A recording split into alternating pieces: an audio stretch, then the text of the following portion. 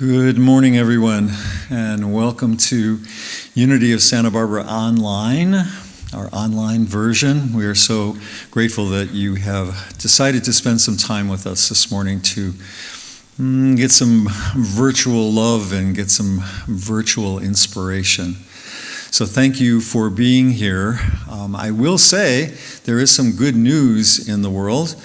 We have received word that we can reopen, at least at 25% capacity, we can reopen Unity of Santa Barbara. So those plans are in the works, and we will need some volunteers to help us make that a reality. We're shooting for the end of the month, so I'll tell you a little bit more about that in a little while. But live Unity services are on their way back, so we are grateful for that.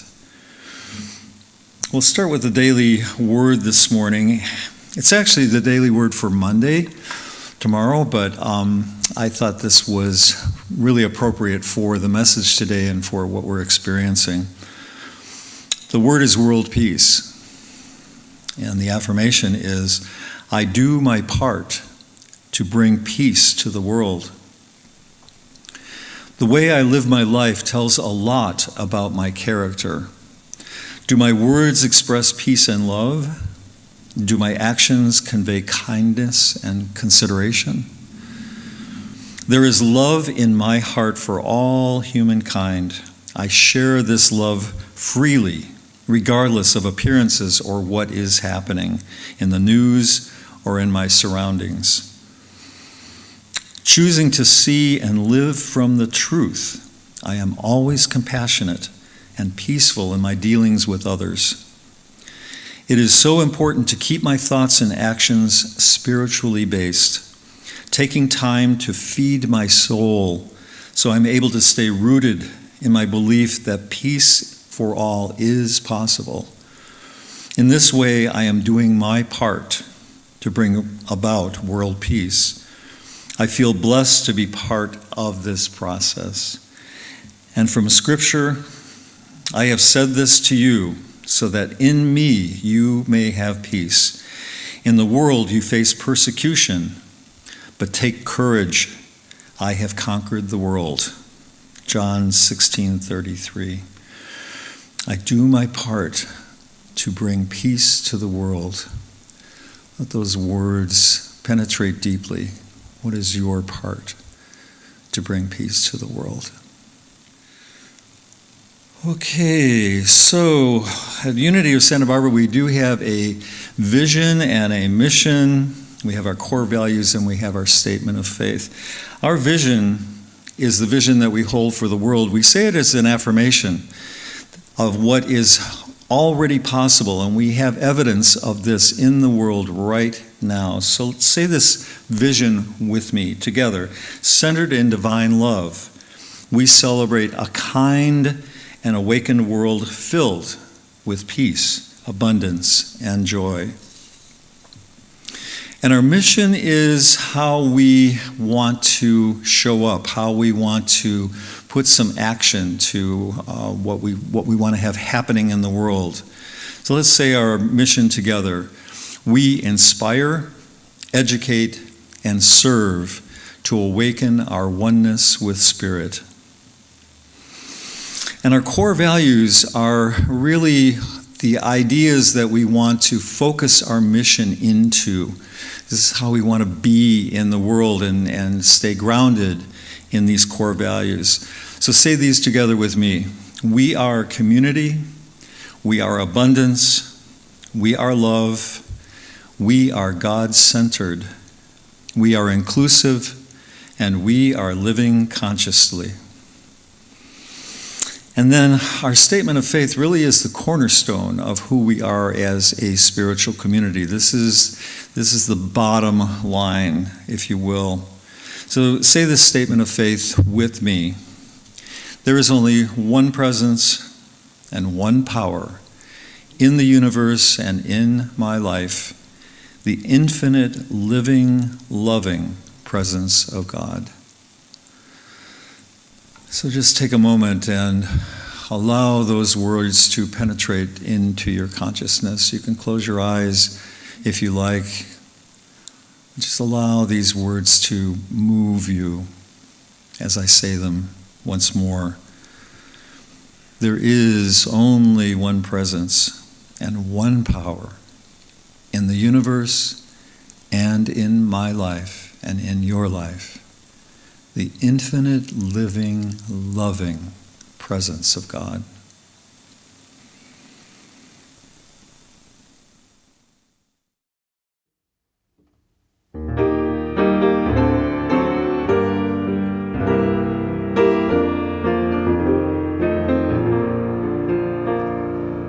Here as we gather together, centered in faith and love, feel all the energy flowing.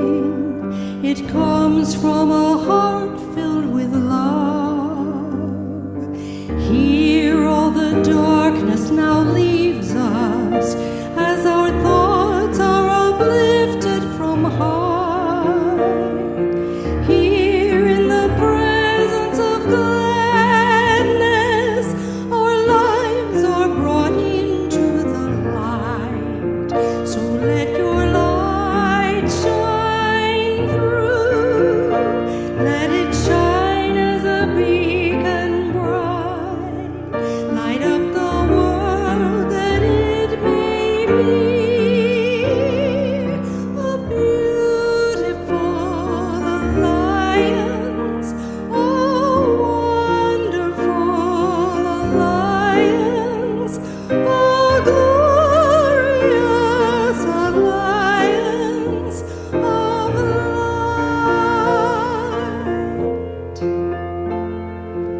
Here in each holy moment, as we're centered in God above,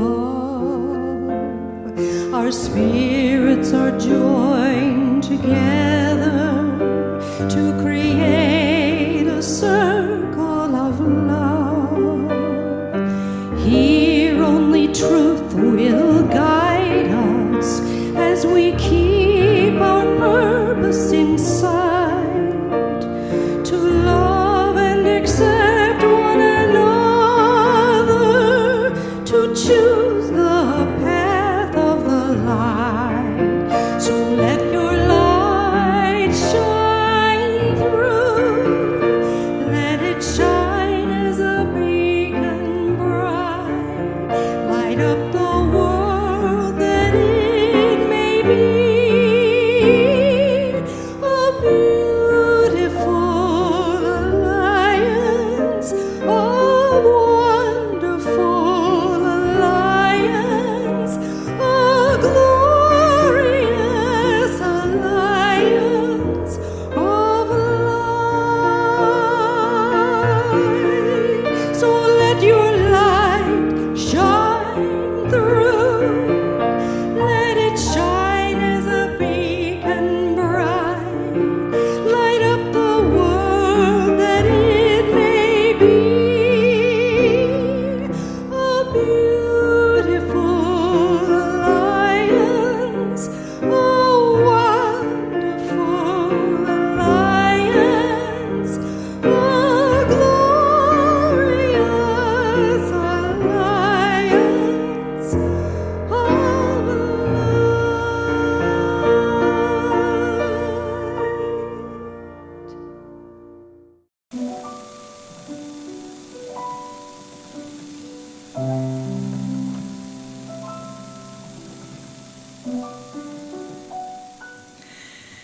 Every morning before I get out of bed, I say, "Thank God I am wealthy." And I start by keeping my heart centered on gratitude, which is a spiritual practice. It is a spiritual principle. Wealth means evidence of good. Some might think that it's just money, but it means more than that. It means health, it means joy, it means happiness, it means love, it means well-being, it means all things good, living in the synchronicity of life. So when you start your day looking for evidence of good and what is working in your life, you set up your day with a frequency that cannot fail you. Because what you give your heart and your mind to, what you are grateful for, will expand in greatness in your life. Remember, the only job of the universe is to match your frequency. Thank God I am wealthy. It is a guaranteed system of setting up your day in a positive way. And it works the same way for everybody all of the time.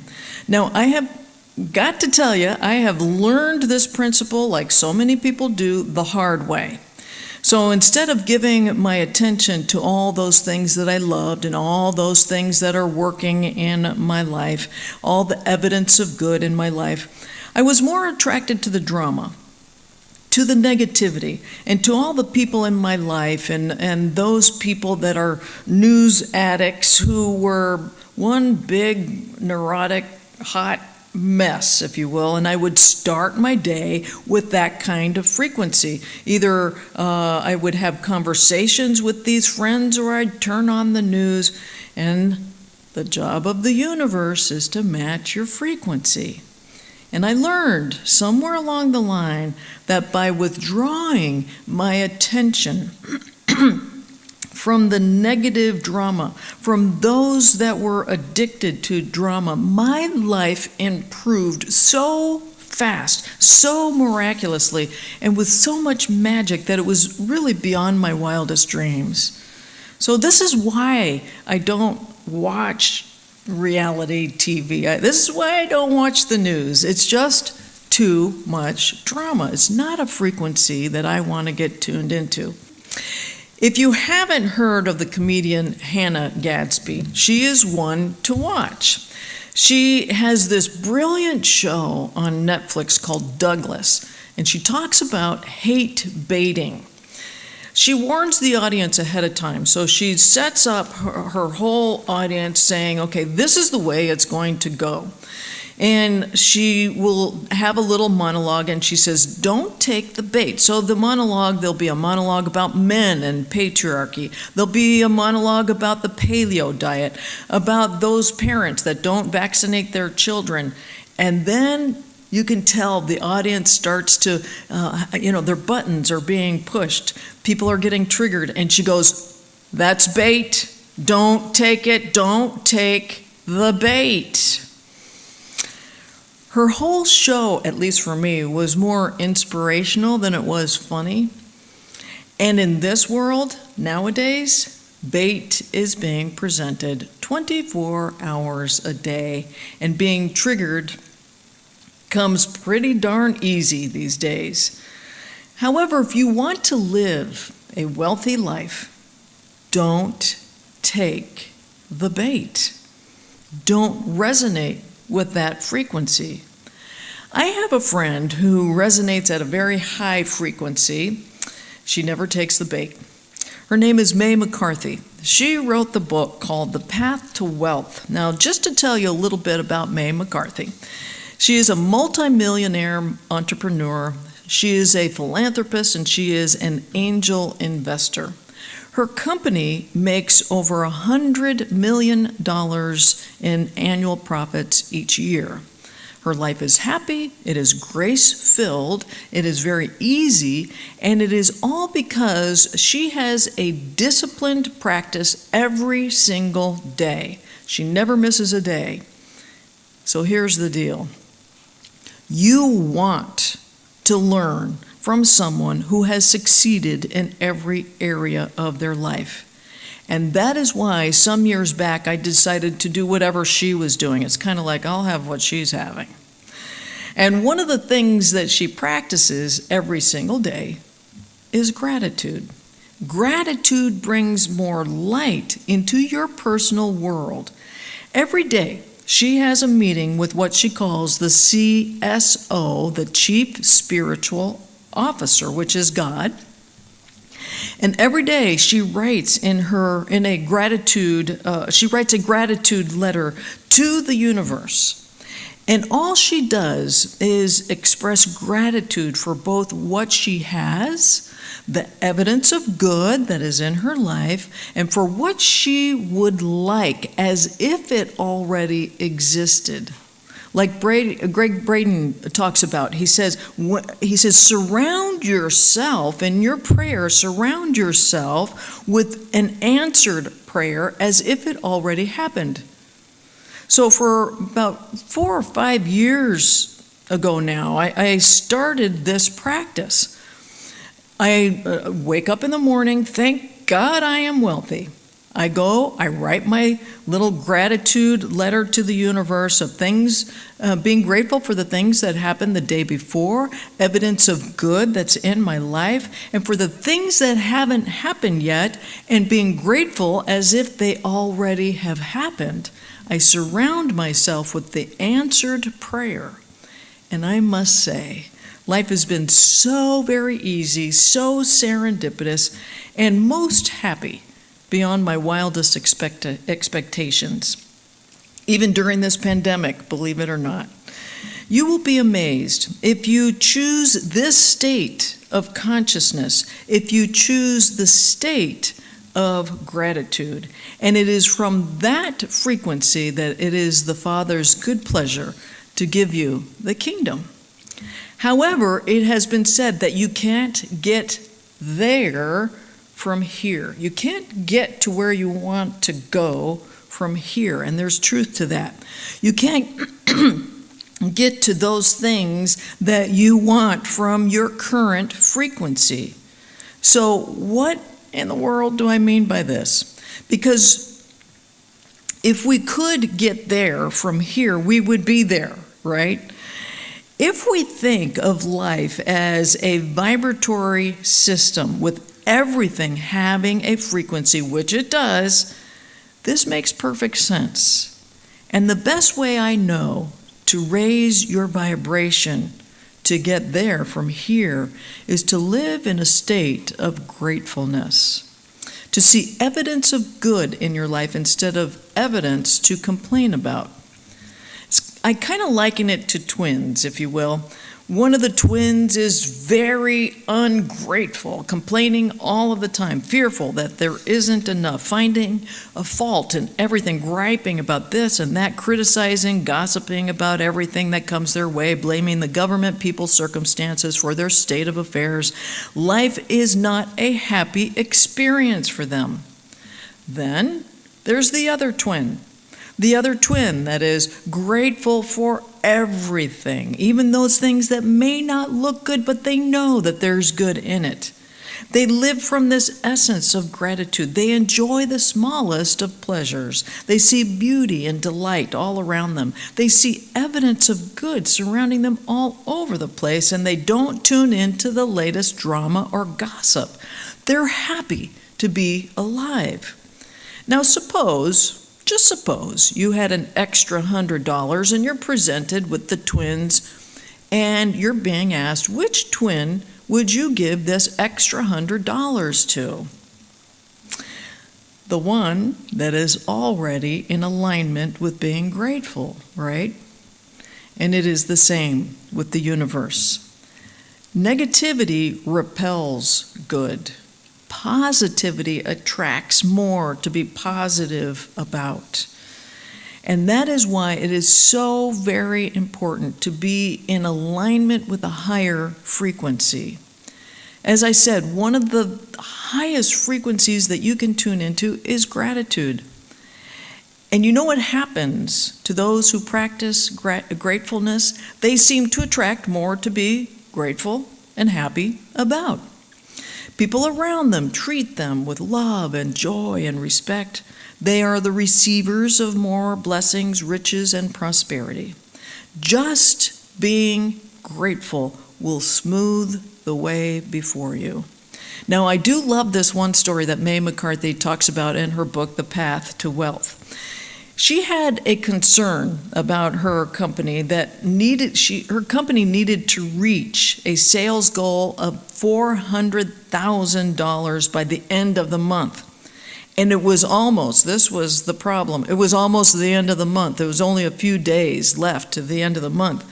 She could have gone into fear, but she didn't. So in her gratitude letter to the universe, she stated, "I am so grateful for the harmonious relationship that our company has with all future and current customers. I am so grateful that the right customers are being drawn to us and that we help them in superior ways. I appreciate the $400,000 in new business that we received by the end of the month in fair exchange of value. I give thanks," she said. "Thank you, God." And she gave thanks as if it already happened. She altered her frequency from fear to gratitude. Now, what is really important to understand is that the universe will create the best path. Now, this is important. The universe will create the best path. It will create and orchestrate what needs to happen for your highest good. Your job is to follow the hunches, is to follow your impulses. So within a few days, being grateful to the universe, all of a sudden May had this impulse to call a former customer from many years ago to congratulate her on her new career at a new company. The customer had thanked her and said that she was going to call May the following week because she wanted to implement Pam's software across all of her hospitals. Now here's the deal. If May didn't go with that impulse, it would have been a week later. It would have been too late.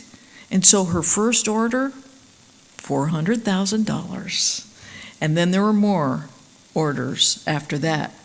Subsequently, she met the $400,000 mark that was needed by the end of that month, just down to the wire.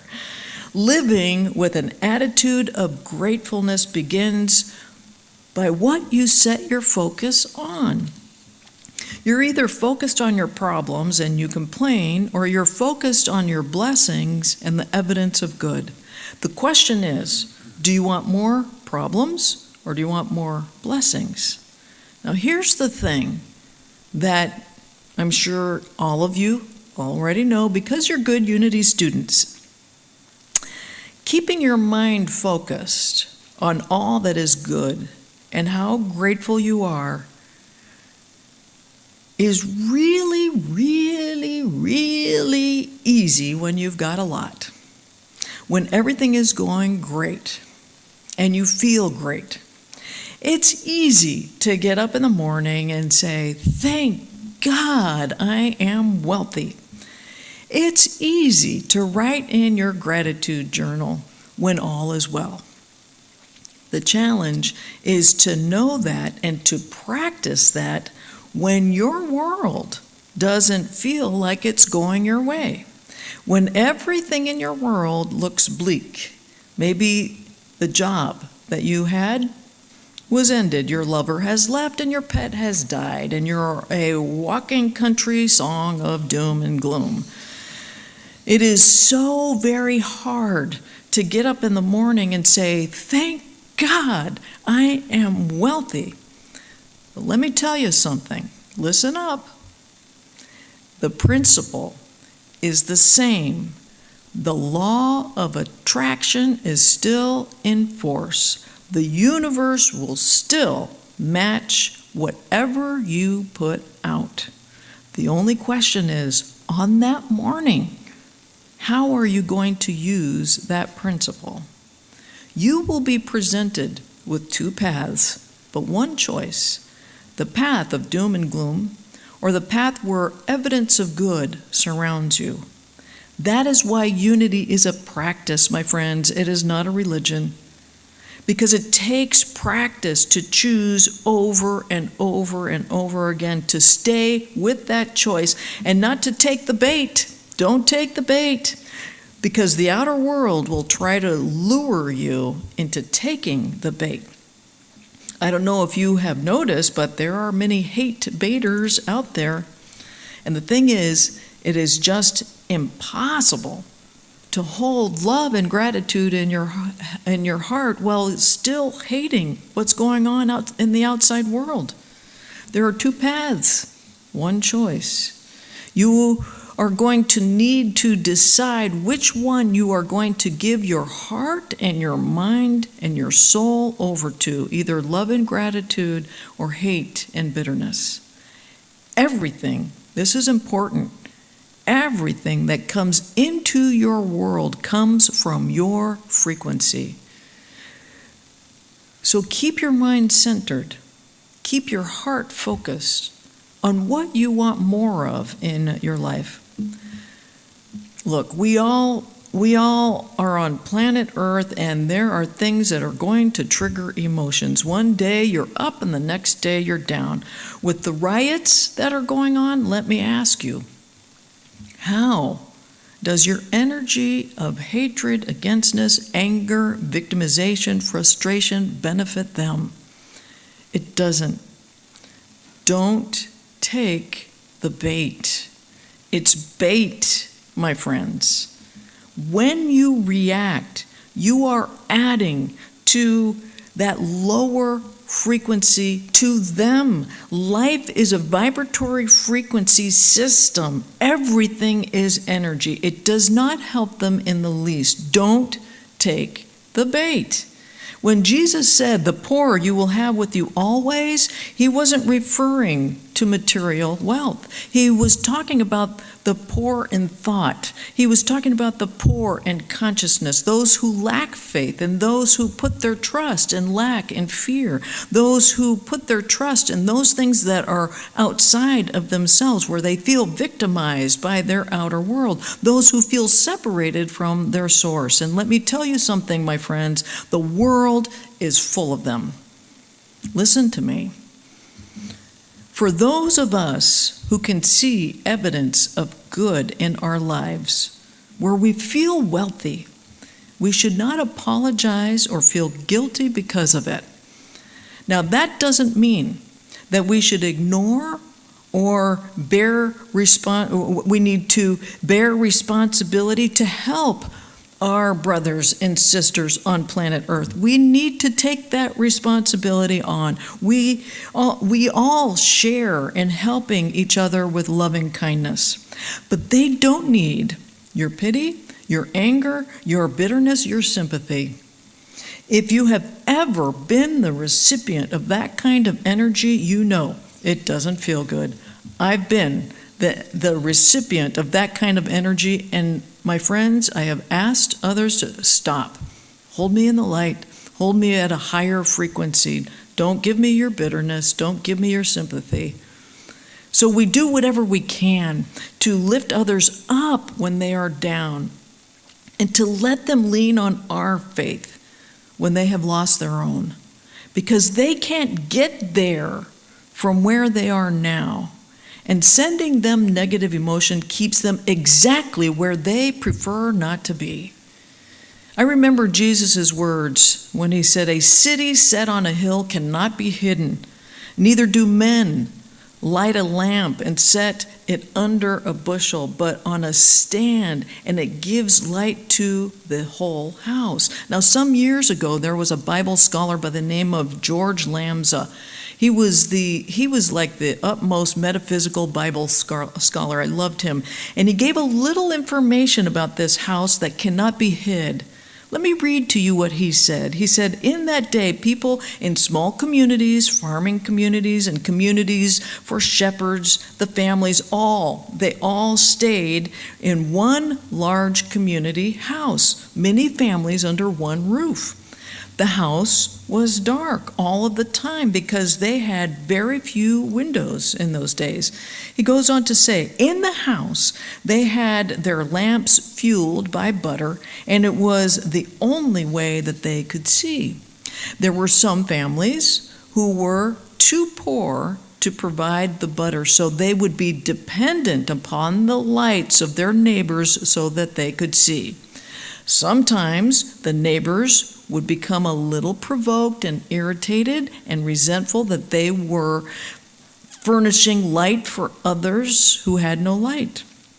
They tried to put up a block so that the light wouldn't go over into their area, symbolically putting their lamp under a bushel. Jesus was symbolically trying to help us to understand that every person is a light unto the world. It is important that we let our light so shine, to keep the light burning, because there are many folks in this world who live in darkness, who live in unawareness, who have a poverty consciousness, who who are homeless, and they need a greater light. When we understand our true purpose in life, we find that life is a giving and receiving. It's a process of frequencies. That's our purpose in life, to give light, to receive light. It's important that we give and let our light so shine. And if you really want to help the poor, be the example of someone who found their way back from darkness into the light. Show them that it can be done.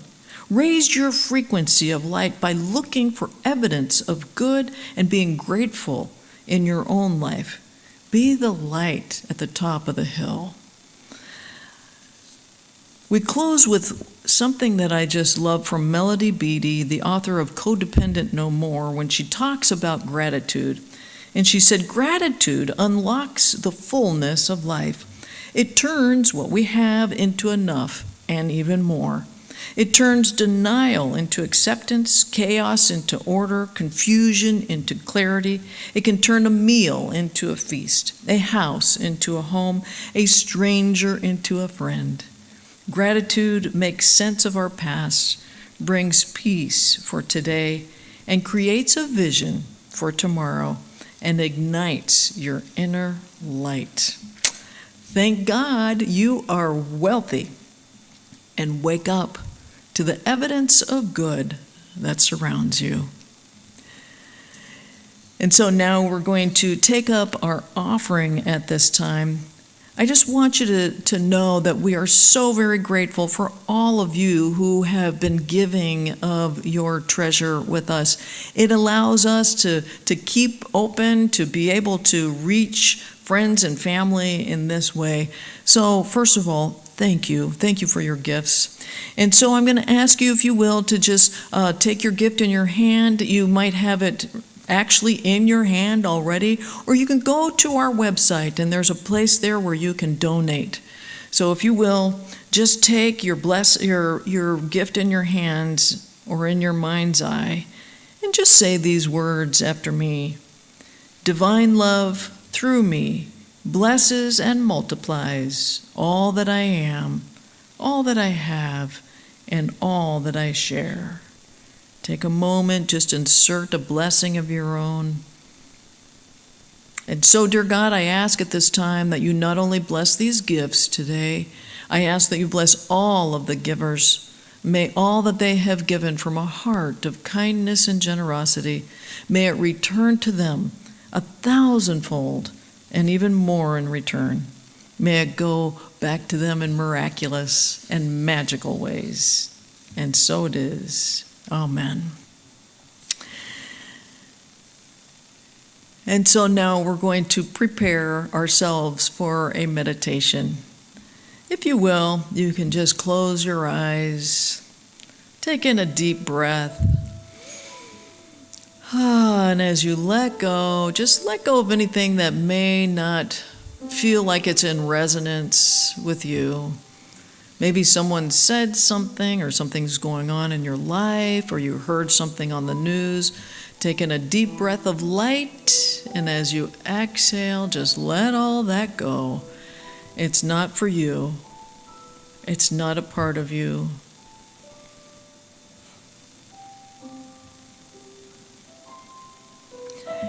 And realize that in this moment, there is only God. And God is so good.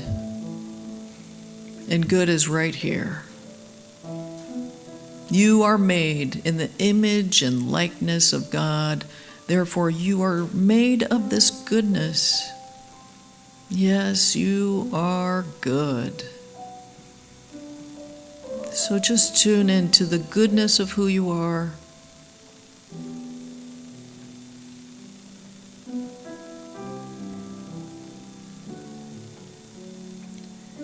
Take a moment to see evidence of good in your life. It could be as simple as just having a roof over your head. Maybe you had a meal today. Maybe there's friends and family that you love and adore, but just take a moment. Look at all the things that are working in your life. Look at all the evidence of good.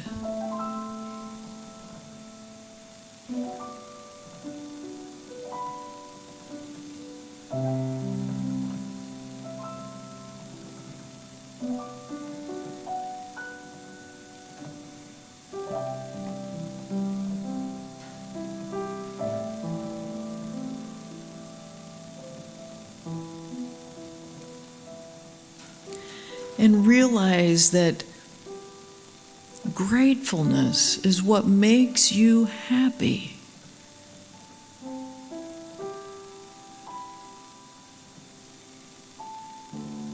It's not happiness that makes you grateful.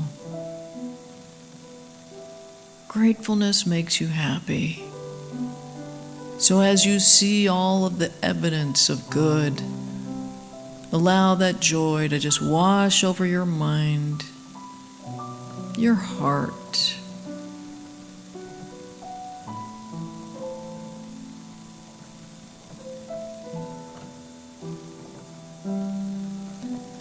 And then, if you will, be of service here, because we're in this community together. Even though we may not be in the same room together, we are connected. So that great feeling of gratitude and happiness that you feel right now, take a moment, extend that out to each person that is listening to this, and allow it to magnify.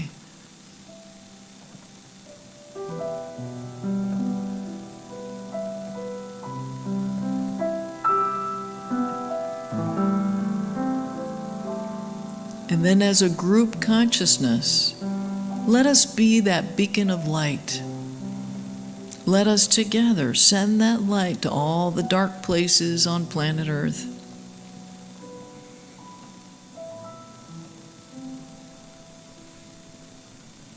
And we say, we hold you high. We hold you in the light. We bring you up. And so, dear God, as we slowly and gently start to come back into this time together, we're so very grateful. This is a good day. This is a good day. And so it is. Amen.